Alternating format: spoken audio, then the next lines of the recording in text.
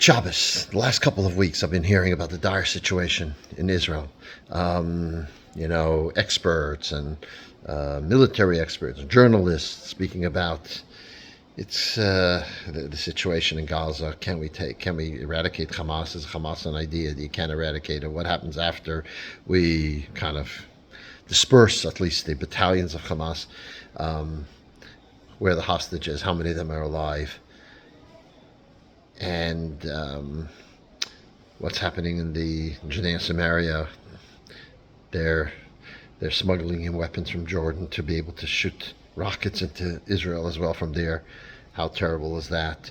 What's going on in the north is even worse. The amount of rockets pointed at Israel with an all-out war with Lebanon seems to be a terrible situation.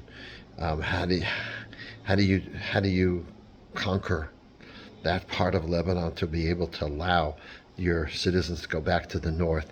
We have Iran, the head of the snake, who's developing nuclear weapons. We have a government in America who is slow walking or not providing the proper ammunition that Israel needs, and for whatever reason Israel thinks because of that they have to kowtow to whatever the Biden administration wants, which is not for the best interest of Israel's security. And this is exactly what the spies came back from their mission to Israel saying to the Jewish people. We went there and forget about it. The people are too strong. They're fortified. There's no way we can conquer them. Forget it. We have to stay in the desert. And of course, all the people were affected by what they said. And they all cried. And that became the night of Tisha B'Av, that we cry for the destruction of the temple because of it. And it was decreed on the Jewish people to remain in the desert for 40 years because of that. But hey, it's a serious question. When you see all these issues piling up, you start asking the question, how can we survive this? Can we survive this? Can we live in this environment?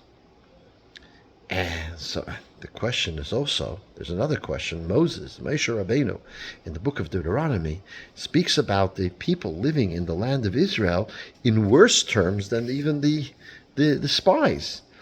He says, you, the Jewish people, are now passing over the Jordan to conquer great nations that are stronger than you.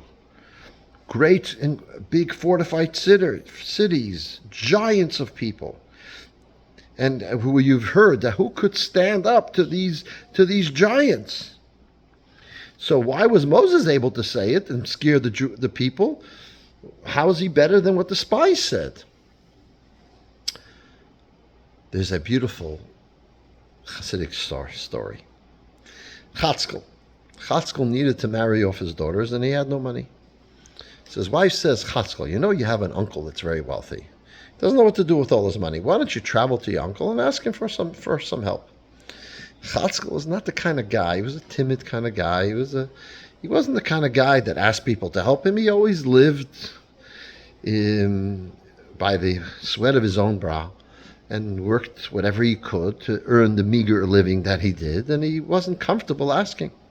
But his wife nagged him and encouraged him and cajoled him and said, okay, he's going to go. So she packed him a bag for the number of weeks that it would take to go to his uncle and come back.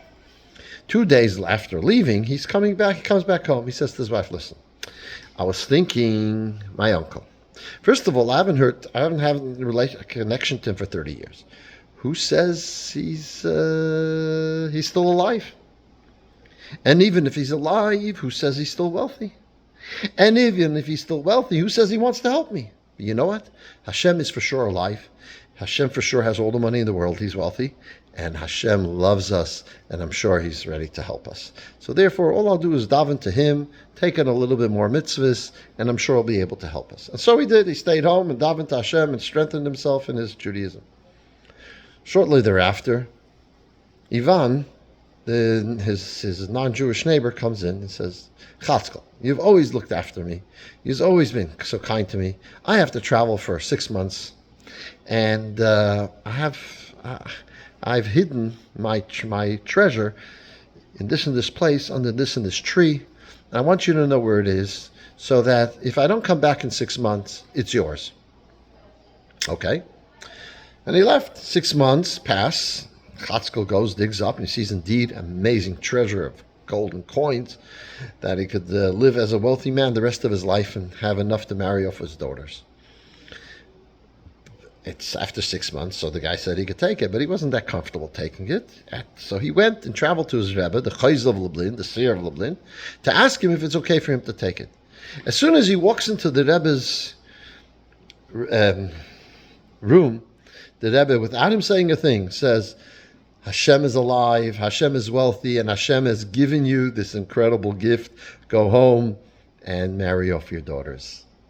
And this is indeed what was wrong with the spies. Yes, we are living in a very dangerous neighborhood, but we always have to remember Hashem is alive, Hashem is wealthy, and Hashem cares for us. And if you don't believe that, just look at the last 76 years. Or look at the last 3,300 years. The reality is, it is miraculous that we've survived.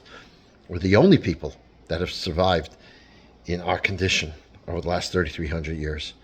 We have come back to our homeland, to Eretz Yisrael. We have made it into a thriving country and a home for the Jewish people. And how did we survive the War of Independence? How did we survive the Six-Day War? How did we survive the mistakes of Yom Kippur War? How did we survive in Entebbe? How have we survived until now? It is not the strength of our arms. Truth is, the mistake of October 7th was similar to the same mistake of Yom Kippur, where we were the Israeli intelligence, and we relied on the intelligence, and we had this hubris and arrogance. Oh, because of that, no way they're going to attack us. Just like they were sure that the intelligence they will know if Egypt is going to attack, and we didn't. We just failed because we relied on ourselves. We have to rely on God, who is wealthy, who is alive, who cares for us. And that's how we have to view our situation at Israel now as well. We have to rely on Hashem and do as He guides us in relation to our security and our well-being. That's the message of this week's portion, the message of the Meraglim. And this, for when Moses says the scary things to the Jewish people, he concludes, however, and he says, Hashem is going into the land with you, and He will destroy them, and He will make you succeed over them, and you will be able to inherit them as He has promised you. Hashem has promised us. We have to remember that and rely on that. And that is not just true in Israel. It's true in every situation that might constrict us in our life. We have to always remember that Hashem is there for us. It's not the business that gives us our money. It is Hashem who gives us our money through the business. That's the message that we can learn from the story of the spies, as it is so relevant today more than ever. Shabbos.